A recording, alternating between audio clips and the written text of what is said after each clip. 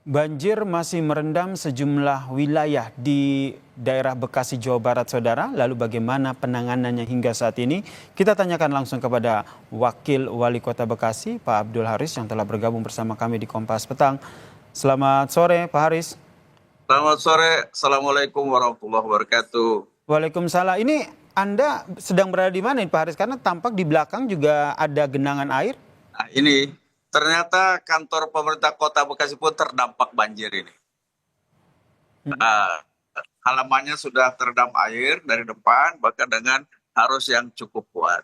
Nah, ini saya kira memang baru sudah cukup lama memang tidak pernah ada banjir sampai masuk ke pelataran Pemkot Bekasi.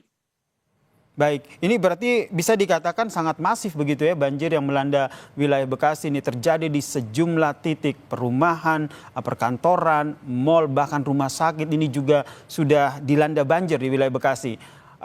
Proses penanganannya, terutama evakuasi korban banjir, hingga saat ini sudah sejauh mana Pak Wali? Pak Haris? Jadi sekarang ini menurut data yang ada 8 kecamatan yang terdampak sangat berat di Bekasi. Mulai dari Bekasi Selatan, Bekasi Timur, Bekasi Utara, kemudian juga Jati Asih, Pondok Gede, Bantar Gebang, Rawalumbu, dan terakhir Bekasi Barat. 8 kecamatan ini yang sangat-sangat betul terdampak oleh banjir dan cukup besar. Dan itu yang paling tinggi adalah di Pondok Gede Permai di Jati Asih. Itu hampir mencapai 7 meter, bahkan ada yang 8 meter karena memang kondisinya luar biasa, airnya sangat tinggi dan deras, sehingga memang agak menyulitkan bagi teman-teman TNI Polri yang membantu dalam pengungsian terhadap para orang-orang yang ada di rumah yang terdampak banjir ini. Tapi alhamdulillah saat ini Pak Wali Kota, Pak Tri Haryanto sekarang terus berupaya berjalan terus untuk memantau langsung ke lapangan di kecamatan ini untuk membangun posko pengungsian maupun dapur-dapur umum. Sebagian sudah terbangun dan saat ini sebagian lagi sedang dibangun, dan insya Allah mungkin dalam waktu dekat paling lambat malam ini posko-posko di 8 kecamatan ini sudah akan terbangun dengan baik. Saya kira itu yang dapat. Kalau kita lihat ini juga tim Kompas TV juga ikut bagaimana memotret, meliput bagaimana kondisi banjir dan proses evakuasi Pak Haris yang dilakukan. Salah satu kendalanya ini adalah terkait dengan ketersediaan perahu karet, kemudian distribusi tim SAR. Apakah ini sudah diatasi di lapangan? Ya, alhamdulillah ini memang kita mendapat bantuan dari TNI Polri dan juga beberapa teman-teman yang lain dari juga PLN yang telah juga membantu kita. Dan terakhir tadi Pak Deputi kita, Deputi Kedaruratan itu akan memberikan bantuan nantinya insya Allah besok 72 perahu karet yang akan diberikan kepada kami untuk membantu evakuasi yang terdampak banjir di daerah-daerah yang cukup tinggi